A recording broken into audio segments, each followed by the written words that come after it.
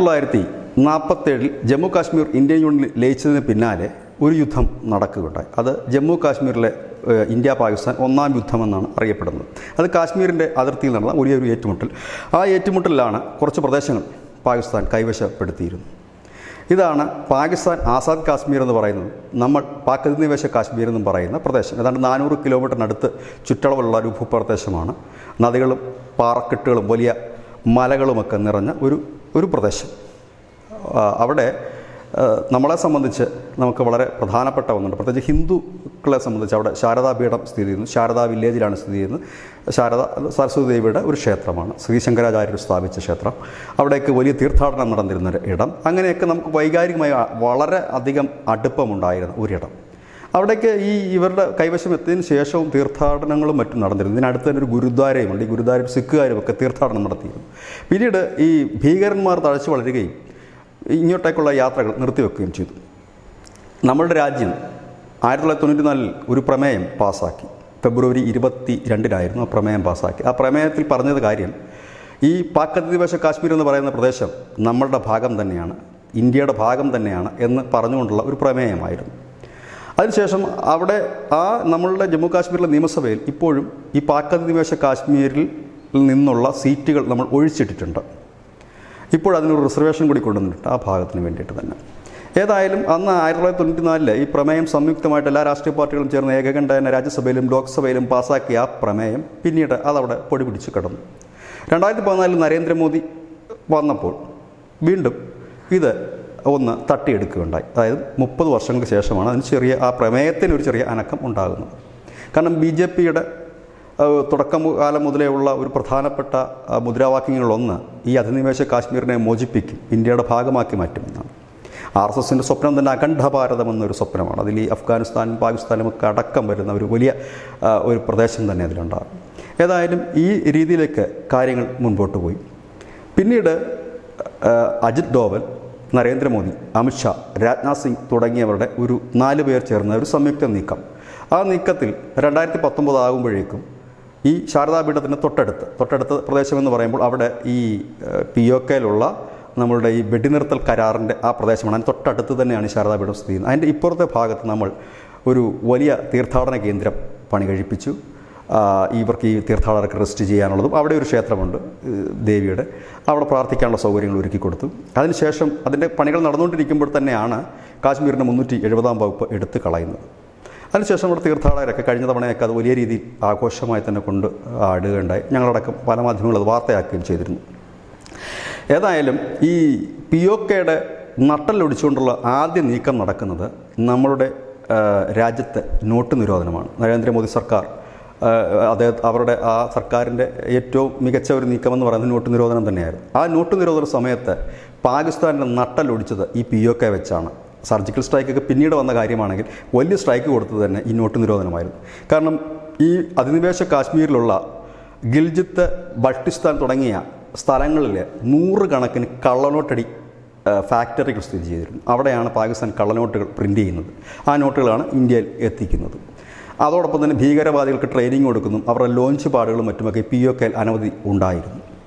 അങ്ങനെ ഈ POK പാകിസ്ഥാൻ കൈവശപ്പെടുത്തി എന്നതിന് പുറമെ അവിടെയുള്ള ജനത്തിനോട് യാതൊരു താല്പര്യം അവർക്കുണ്ടായിരുന്നില്ല. ഒരു പാവ സർക്കാരിനെ അവിടെ സ്ഥാപിച്ചുകൊണ്ട് ഇവരെ ഒരു അടിമകളെ കണക്കായിരുന്നു എല്ലാ കാലവും ഈ പാകിസ്ഥാൻ ഭരണകൂടം മുൻപോട്ട് കൊണ്ട്. കാരണം ഈ പാക് അധിനിവേശ കാശ്മീരിലുള്ളവർ ഈ പഹാരി എന്ന് പറയുന്ന ഭാഷ സംസാരിക്കുന്നു. കാശ്മീരിലുള്ളവരും ഭൂരിപക്ഷം പേരും ബഹാരി സംസാരിക്കുന്നവർ വലിയ അളവിലുണ്ട്. അതായത് നമ്മുടെ നേപ്പാളിൻ്റെ അതിർത്തിയിൽ നിന്ന്, വടക്ക് പടിഞ്ഞാറൻ പഞ്ചാബിൻ്റെ അതിർത്തിയിൽ നിന്ന് വന്നവർ, അതുപോലെ കാശ്മീരിൽ തന്നെയുള്ളവർ ഒരു നാടോടി ഗോത്രവർഗ്ഗ വിഭാഗമാണ്. ആ ഗോത്രവർഗ്ഗം പിന്നീട് കൺവെർട്ടായി അത് മുസ്ലിം സമുദായത്തിലേക്ക് പോയി. 97% മുസ്ലിം ഭൂരിപക്ഷ പ്രദേശമാണ് ഈ പാക് അധിനിവേശ കാശ്മീർ എന്ന് പറയുന്നത്. 3% വരുന്ന മറ്റു വിഭാഗങ്ങളുണ്ട്. അതിൽ കാശ്മീരി പണ്ഡിറ്റുകളടക്കമുണ്ട്. അതായത് ജമ്മു കാശ്മീരും പാക് അധിനിവേശ കാശ്മീരും രണ്ടും രണ്ടല്ല ഒന്ന് തന്നെയാണ്. അതിൻ്റെ ജമ്മു കാശ്മീരിൻ്റെ കുറച്ച് ഭാഗം അവിടെ എടുത്തു. അതായത് ഒരേ കൾച്ചർ, ഒരേ രീതിയാണ്. പക്ഷേ രണ്ടിടത്ത് 2 ഭരണമാണ്. ഈ 370-ാം വകുപ്പ് എടുത്തു കളഞ്ഞതോടുകൂടി ഇന്ത്യയിൽ പ്രത്യേകിച്ച് ജമ്മു കാശ്മീരിലെ വികസനങ്ങളാണ് ഈ മറ്റുള്ളവരെ മാറി ചിന്തിപ്പിക്കാൻ പ്രേരിപ്പിച്ചത്. പ്രത്യേകിച്ച് POKയിലെ ജനവിഭാഗത്തെ മാറി ചിന്തിപ്പിക്കാൻ പ്രേരിപ്പിച്ചത്. കാരണം പാക് ഭരണകൂടം നിരന്തരം ഇവരെ കൊള്ളയടിക്കാൻ ഒരു അടിമ പോലെ, ഒരു അടിമ ആയിട്ട് വെക്കുന്ന ഒരു വിഭാഗം ജനങ്ങളെ പോലെയാണ് ഇവർ കരുതിയിരുന്നത്. ഇവർ താമസിച്ചിരുന്ന വീടുകളും മറ്റും കുറച്ച് നാൾക്ക് മുമ്പ് ഈ ചൈനീസ് റിയൽ എസ്റ്റേറ്റ് മാഫിയയ്ക്ക് എഴുതി കൊടുത്തു. അവരൊക്കെ ഇതുങ്ങളെ പെരുവഴിയിലാക്കി. അതിനുശേഷം ഈ അടുത്ത സമയത്ത് ഈ പ്രതിഷേധം ഇപ്പോൾ കത്തിക്കളാനുള്ള പ്രധാനപ്പെട്ട കാരണം മൈദയ്ക്കും ഗോതമ്പിനുമൊക്കെയുള്ള സബ്സിഡി എടുത്തു കളഞ്ഞു. അതായത് പാകിസ്ഥാനിലെ ജനങ്ങൾക്കെല്ലാം, അതായത് ഈ POKയിലുള്ള ജനം ഒഴിച്ച് ബാക്കിയുള്ള ജനങ്ങൾക്കെല്ലാം സബ്സിഡിയിലാണ് ഈ ഗോതമ്പ് മൈദയുമൊക്കെ കിട്ടുക. കാരണം പാകിസ്ഥാനിൽ ഇപ്പോഴത്തെ ജീവിത സാഹചര്യം അത്ര ദുർഘടമാണ്. കാരണം ഗോതമ്പ് കിട്ടാനോ അല്ലെങ്കിൽ മൈദ കിട്ടാനൊക്കെ വലിയ പാടും വലിയ പൈസ കൊടുക്കേണ്ട ഒരു സ്ഥലത്താണ് ഇവരുടെ സബ്സിഡി എടുത്ത് കളഞ്ഞിരിക്കുന്നത്. അതുപോലെ തന്നെ ഇവരുടെ അവിടെ നിന്ന് ഉൽപ്പാദിപ്പിക്കുന്ന വൈദ്യുതി പോലും ഇവർക്ക് നൽകാറില്ല. ഇവർക്ക് 12 മണിക്കൂർ 16 മണിക്കൂറൊക്കെ ലോഡ് ഷെഡിംഗ് ആണ്. അതുകൂടാതെ അനാവശ്യമായ നികുതികൾ ചുമത്തുക. അതുപോലെ പാക് ഉദ്യോഗസ്ഥന്മാർക്കും പാക് പട്ടാളത്തിനും പ്രത്യേക നിയമമാണ് ഈ പാക് അധിനിവേശ കാശ്മീരിൽ അനുവദിച്ചിരിക്കുന്നത്. അവർക്ക് എന്തും ചെയ്യാം, എന്തും നടത്താമെന്നുള്ള ഒരു നിയമം, ആരെ അറസ്റ്റ് ചെയ്യാവുന്നൊരു നിയമം. അങ്ങനെ ഒരു അടിമകളെ കണക്ക് കഴിഞ്ഞുകൊണ്ടിരുന്ന ഒരു ജനം ഒരു സുപ്രഭാതത്തിൽ അവർ പ്രതിഷേധങ്ങളുമായി രംഗത്തെത്തി. ഈ പ്രതിഷേധം ഇപ്പോഴാദ്യമല്ല, ഒരുപാട് നാളുകളായി തുടരുന്നൊരു പ്രതിഷേധമാണ്. ആ പ്രതിഷേധത്തിൻ്റെ ഒരു ആളിക്കത്തിലാണ് നാം ഇപ്പോൾ കണ്ടുകൊണ്ടിരിക്കുന്നത്. മെയ് 10 ഒരു പണിമുടക്ക് അവർ ആഹ്വാനം ചെയ്തിരുന്നു. മെയ് 11 അവർ വലിയ റാലി ആഹ്വാനം ചെയ്തു. ആ റാലിയും പണിമുടക്കുമൊക്കെയാണ് ഇന്ന് വലിയ സംഘർഷത്തിലേക്ക് മാറിയിരിക്കുന്നു. സ്കൂൾ കുട്ടികളടക്കം 3 പേർ കൊല്ലപ്പെടുന്നൊരു സാഹചര്യം ഉണ്ടായിരുന്നു. കൂടുതൽ സൈന്യത്തെ, പാകിസ്ഥാൻ റേഞ്ചേഴ്സിനൊക്കെ അവിടെ വിന്യസിച്ചുകൊണ്ട് വലിയ രീതിയിലുള്ള സംഘർഷം. ആ സംഘർഷത്തിൽ ഏറ്റവും വലിയ പ്രത്യേകത എന്തെന്ന് ചോദിച്ചാൽ, ആ ഒരു പ്രതിഷേധ പ്രകടനത്തിൽ ഇപ്പോൾ ഉയരുന്നത് പാക് പതാകയല്ല, പകരം ഇന്ത്യൻ പതാകയാണ്. ഒപ്പം തന്നെ അവിടെ വിളിക്കുന്ന മുദ്രാവാക്യം ഭാരത് മാതാ കി ജയ് എന്നുകൂടിയുണ്ട്. ഒപ്പം നരേന്ദ്രമോദിക്ക് ജയ് വിളിക്കുന്നവരുണ്ട്. അവിടെ അവരുടെ പ്രധാനപ്പെട്ട ആവശ്യങ്ങളൊന്ന് നമുക്ക് ഇന്ത്യയെ ലയിക്കണം എന്നുള്ളൊരു ആഹ്വാനം പോലും ഇപ്പോൾ ഈ പാക് അധിനിവേശ കാശ്മീരിൽ നിന്ന് ഉയരുമ്പോൾ നമ്മളുടെ കേന്ദ്രമന്ത്രിമാർ കഴിഞ്ഞ കുറേ നാളുകളായി പറഞ്ഞുകൊണ്ടിരിക്കുന്നൊരു കാര്യമുണ്ട്. പാക് അധിനിവേശ കാശ്മീർ നമ്മളുടെ ഭാഗമായി മാറാൻ നമ്മളൊരു വെടി പോലും പൊട്ടിക്കണ്ട, ഒരു തുള്ളി രക്തവും ചിന്തണ്ട. അവിടുത്തെ ജനം തന്നെ സ്വയം നമ്മളിലേക്ക് എത്തും. കാരണം അത് നമ്മളുടെ ഭാഗമാണ്, നമ്മുടെ സഹോദരങ്ങളാണ്, അവർ നമ്മളിലേക്ക് തന്നെ എത്തും. അതിൻ്റെ രീതിയിലേക്കാണ് ഇപ്പോൾ കാര്യങ്ങൾ മുൻപോട്ട് പോകുന്നത്. കാരണം ഇന്ത്യയുമായി ലയിക്കണമെന്നൊരു വലിയ ആവശ്യം അവിടുത്തെ പ്രക്ഷോഭകാരികൾ മുൻപോട്ട് വെക്കുന്നു. കാരണം പാകിസ്ഥാനെ സംബന്ധിച്ച് അവിടെ ഒരു കൺട്രോൾ വെക്കാൻ പറ്റുന്ന ഒരു സ്ഥലമല്ല. കാരണം അവർ പിടിച്ചെടുത്ത ഒരു പ്രദേശമാണ്, അല്ലാതെ അവരുടെ ലീഗലായി കൊടുത്ത ഒരു രാജ്യമല്ല. പകരം അവർ കൈവശപ്പെടുത്തിയിരിക്കുന്ന ഒരു പ്രദേശം. നമ്മുടെ ഭരണാധികാരികൾക്ക് മുമ്പ് തന്നെ അത് തിരിച്ചു വാങ്ങാൻ കഴിയുന്ന ഒരുപാട് സാഹചര്യങ്ങളുണ്ടെങ്കിലും അതെല്ലാം കളഞ്ഞു കുളിക്കുകയായിരുന്നു. പിന്നീട് അത് പിടിച്ചെടുക്കുക എന്ന് പറയുന്ന യുദ്ധത്തിലേക്ക് നീങ്ങുമ്പോൾ തന്ത്രപരമായി ഇന്ത്യ നീങ്ങിയെന്ന് വേണം നാം ഈ അവസരത്തിൽ കരുതാനായി. കാരണം വലിയ രീതിയിലുള്ള പ്രക്ഷോഭങ്ങളും ആ പ്രക്ഷോഭത്തിൽ ഉയരുന്നത് ഇന്ത്യൻ ദേശീയ പതാകയും ഒപ്പം തന്നെ ഇന്ത്യയിലേക്ക് ലയിക്കണമെന്നൊരു ജനങ്ങളുടെ ഒരു ആവശ്യവും കൂടി മുൻനിർത്തി മുൻപോട്ട് വരുമ്പോൾ സ്വാഭാവികമായി എന്താണ് സംഭവിക്കുക എന്ന് കാത്തിരുന്ന് കാണേണ്ടതായി വരും. കാരണം പാകിസ്ഥാന് ഈ POK കൈവശം വെച്ചുകൊണ്ട് അവർക്കാകെ ഒരു നേട്ടം അവിടുത്തെ ഫലഭൂഷ്ടമായ മണ്ണും ധാതു സമ്പുഷ്ടം നിറഞ്ഞ അവിടുത്തെ വസ്തുക്കളും കൊള്ളയടിച്ചുകൊണ്ട് പോവുക എന്നുള്ളത് കവിഞ്ഞ് അതിനപ്പുറത്തേക്ക് ഒരു നേട്ടവും അവർക്കില്ല. പ്രത്യേകിച്ച് അതിൻ്റെ ഒരു അതിർത്തി പ്രദേശം എന്നുള്ളത് മാത്രമാണ് അവരെ സംബന്ധിച്ച്. കാരണം ആ ജനത്തിനെ സംബന്ധിച്ച് ഇപ്പോൾ കാശ്മീരിൽ നടക്കുന്ന വലിയ വികസനങ്ങൾ, അവിടുത്തെ ജനങ്ങൾക്കുണ്ടായ മാറ്റങ്ങളാണ് അവരെ മാറി ചിന്തിക്കാൻ പ്രേരിപ്പിച്ചത്. ഏതായാലും ഇപ്പോൾ അവരുടെ തലസ്ഥാനം പാക് അധിനിവേശ കാശ്മീരിൻ്റെ തലസ്ഥാനമായി അറിയപ്പെടുന്ന മുസഫർബാദിലാണ് വലിയ പ്രതിഷേധം ഒക്കെ ഉയരുന്നത്.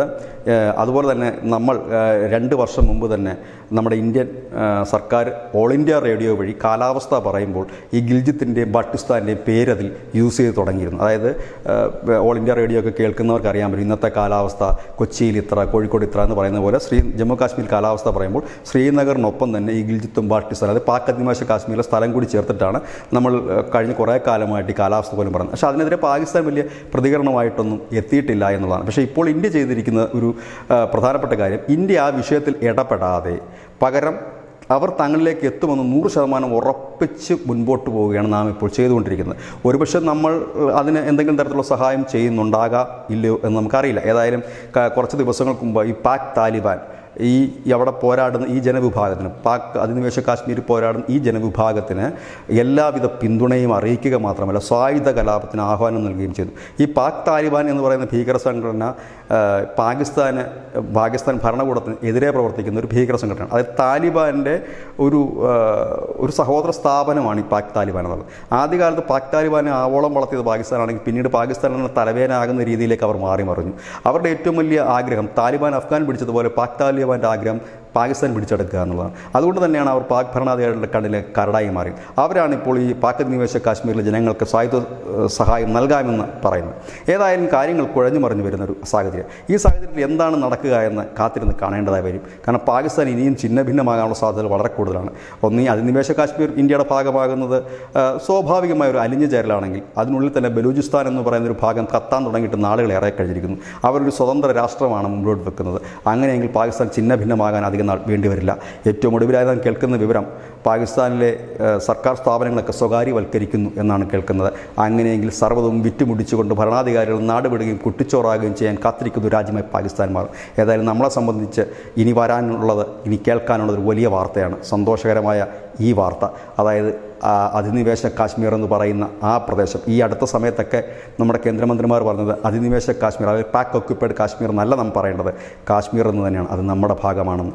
അങ്ങനെ നമ്മുടെ ഭാഗമായി അത് ഇനിയെന്നും നിലനിൽക്കാനായി നമ്മളും ആഗ്രഹിക്കുന്നു. ആ വലിയ വാർത്തയ്ക്ക് അധികം സമയം കാത്തിരിക്കേണ്ടി വരില്ല എന്നാണ് പ്രതീക്ഷിക്കുന്നതും. അത്തരത്തിൽ തന്നെയുള്ള സന്ദേശങ്ങളാണ് പാക് അധിനിവേശ കാശ്മീരിൽ നിന്നും പുറത്തേക്ക് വരുന്നത്. ഇത് ന്യൂസിലെ വളരെ പോയിൻ്റ്. നന്ദി, നമസ്കാരം.